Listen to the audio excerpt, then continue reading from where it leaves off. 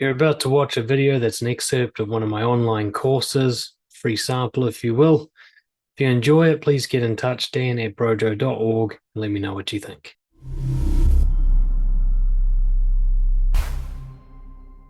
Alrighty, in this video we're going to be talking about what is essentially my secret weapon to being courageous. It's not really new information, it's not like I made this up myself, but it's amazing to me how many people don't seem to know this or apply it. And it's what I call quantum parts courage. The word quantum as in quantum physics, breaking something down into its smallest parts so that you can study it. And what I realized about courage is that essentially any action we want to take is really not just a single action. It is a series of tiny actions that we put together as a single process and call one thing. For example, we quite often stack thousands of business-related activities together and we call it starting a business. We make it sound like one gigantic action. You might even think of something like meeting a stranger.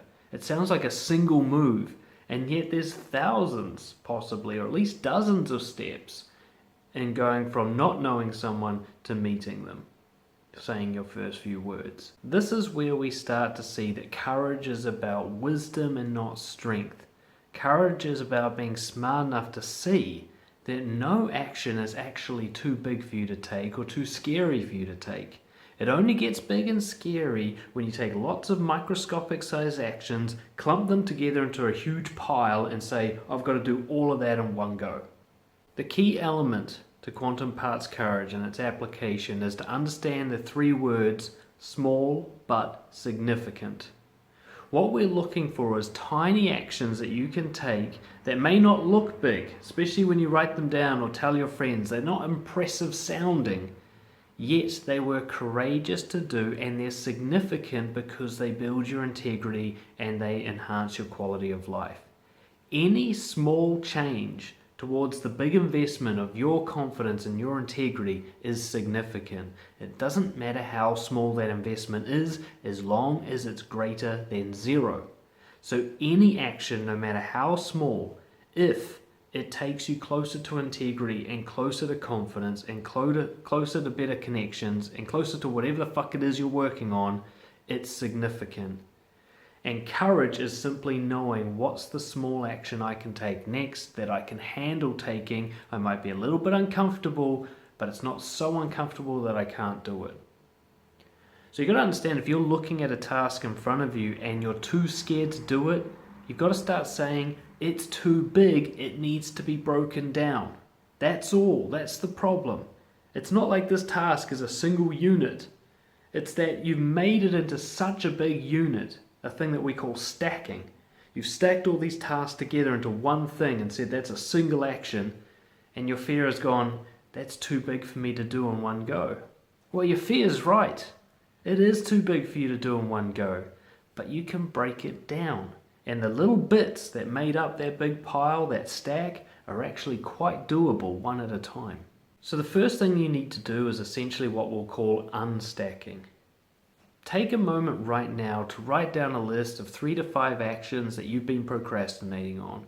3 to 5 things that you would like to see yourself do more of, but you seem to keep delaying it, or you never even look at doing them because they're too scary. Maybe you're too scared to start investing in money. Maybe you've been meaning to meet new people, but you never seem to get round to it. Maybe you've been thinking about signing up to a dance class for like 5 years and you never seem to have made it happen. Maybe you want to start your own business. Maybe you want to start a new diet. Whatever it is, it's usually something you haven't started, either briefly or for a long time you've been putting it off. Because it just seems too big, too much of a hassle, too confusing and overwhelming. I want you to write a list, 3 to 5 things that come readily to mind that fit into that kind of criteria for you. Now what I want you to do, choose any one of them and unstack it. And what I mean by that is, imagine that the way you've written it is actually a summary of anywhere between 5 and 20 different tasks. You've actually taken a process, a linear set of actions one by one, and you clumped them all together and called it a thing. And now I want you to unclump it and unpack it. So let's say your one was I need to invest my money. You make investing your money sound like one single action. Too big and scary to do for somebody who doesn't even know anything about money. I want you to unstack that. Now, usually when you go to unstack something, you'll see that there are different phases of taking an action, especially a new one that you're unfamiliar with. Usually the first phase is some sort of research. If you don't know how to do something, you need to first figure out what getting started looks like. So there's a few steps of research that might need to take place. So if, for example, it's investing, the first one is to find out, what does the word investing even mean? Who do I know who does investing? Who can I turn to for support? What's a good book to read for beginners on investing? So now, investing is actually turned into at least 3 steps, and that's just to get started. Think of it like a brainstorm. You're going to try and pull apart as many different aspects to this big action that you've set for yourself. And you also want to be putting it into a linear order. What needs to come first and what comes last? What comes before the other thing? I found a great way to do this is use little post-it notes and write down, brainstorm every part of the stack, every little action that makes up the big process. Then once you've got them all out, you sort of rearrange them in chronological order. Can't do that one until this one's done, can't do either of those until this one's done. That one comes last because it's big and scary, and you move it all around. And all of a sudden you'll see you've got like a story arc of these little actions that happen one by one. And then you zoom in on the first action, and that is your quantum part. That is the first little thing you need to do. Now, some of you will do this exercise, and even that first part you've chosen is too big. So now you've got to break it down again. And that's all courage really is. You keep breaking it down until it's small enough that you go, I can definitely do that. What I've found is a great way to look at this is like time frames. If it feels too big and scary, break it down to the smallest possible time frame, like 30 seconds of action. That's usually my smallest one. Actually, I think I have about a minute. So if something's really scary, I break it down and unstack it until I can find an action that takes less than a minute. Right? It might be opening a website. It might be dialing someone's number on my phone or typing it in. It might be just putting on my shoes in order to go somewhere. It's this really tiny starting point in the process that takes less than a minute, and that is my quantum part. I don't need to worry about the big stack that follows it because this has all been unpacked now. I can stop at any time that I want. I don't have to do one big action anymore. I just have to do this little one. This little tiny one, a little bit uncomfortable, not too bad. And then after that one's done, I'll reassess and see if I want to do the next one or not. As you'll hear from what I'm saying, I give myself permission to quit after any one of the quantum parts is accomplished. And this is a key element to courage. Your whole life you've probably been raised with shame around quitting. It's bad to stop something once you've started. It's wrong to fail and quit and blah, blah, blah. And that's why you never get started. You set a massive action that you can't be sure you're going to finish. And then you've got this huge shame about quitting. So you're not allowed to do something if you're going to quit it, so you can't start it. What a ridiculous, pointless way of looking at things. What's much better is breaking it down into tiny parts and giving yourself permission to quit anytime you want as long as you get started. As long as you do something small today, you're allowed to quit right after that.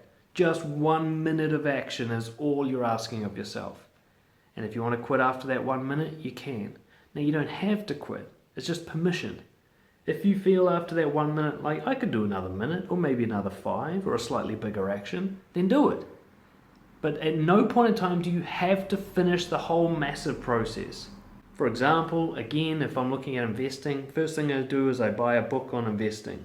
Now, do I want to start reading it? I don't know. Yeah, actually I could start reading it, so that's the next part. I'm going to read 1 page. Okay, so I read 1 page and I stop and I check in. Is that enough for me right now? No, I've got 5 minutes before my bus gets here, I'll read another page. So I read another page, my bus shows up, I'm like, you know what, that's enough for today, I've read 2 pages. That is so much more than the nothing I've been doing for 5 years, right? I'm moving forward now. And that's the key. You can quit any time as long as you do a little bit every day and you bring down the size of the bit you need to do until it's going to match how much you can handle doing today. Now some days you'll feel really brave so you can do quite a big bit. Like I could do 30 minutes of this action, or I could do 5 minutes of this, or a big task here. And other days you're going to be feeling unmotivated and weak and apathetic because we're humans and we go through mood changes. And so you go, you know what, I'm going to have to just do 1 minute today. The key here is you never do less than a minute. Okay, you never have a day where you do 0. That's the only requirement. The maximum amount of courage required is 1 minute's worth of action. Now you can do anything after that 1 minute as long as you never go a whole day without 1 minute. A final thought, another way to look at quantum parts is to think about moving the needle on a gauge. This is where you do desensitization. Okay, so something that's big and scary, you want to slowly expose yourself to a greater version of it over time. For example, if I'm afraid of spiders, step 1 might be just looking at a picture of a spider and doing mindfulness breathing until I'm okay with the picture. Step 2 is I move the needle another step and I think I could be in a room that has a spider in a box that somebody is watching. I'll stay in the room until I can breathe normally. Step 3 is let's let the spider out of the box onto the table. It's nowhere near me, but it's free now. And I keep doing this. I just build up to a step, accustom myself to it, build up to the next one. Each time it's about the same amount of discomfort, but I'm moving up the scale. By number 10, I'm holding the spider in my hand. It's about as uncomfortable as when I first looked at the picture, but not more than that. And yet look, one step at a time, I've crossed the whole chasm. So this is desensitization, which is another version of quantum parts. Not only do you break down the big thing into actions, separate sort of unstacked actions, you might also rank them in order of discomfort. Least uncomfortable first. Once you're used to that, you upgrade a little bit. Once you're used to that, you upgrade a little bit. You start with writing someone an email, then you write them a text message, then you send them a video, then you call them live, then you meet them in person. And you just stay at each step until you're comfortable with it, and then you move on. So that is quantum parts. You unstack something, you break it down until you can handle the tiniest bit of it, and then you get started. Or you look at moving the needle through stages of desensitization. There is no one on this planet who cannot follow this process because you get to decide how small the parts are. There is only one rule that we all must follow. You've got to do more than nothing.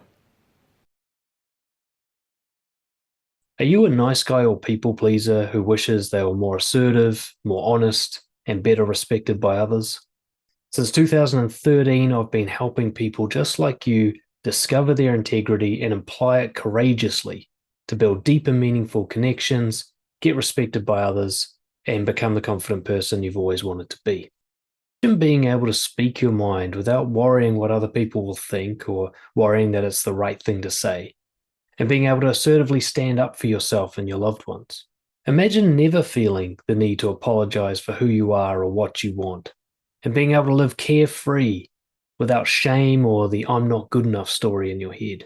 Imagine going to bed knowing that you courageously took every opportunity available to you and you've got no regrets because you always know what you should be doing in every situation.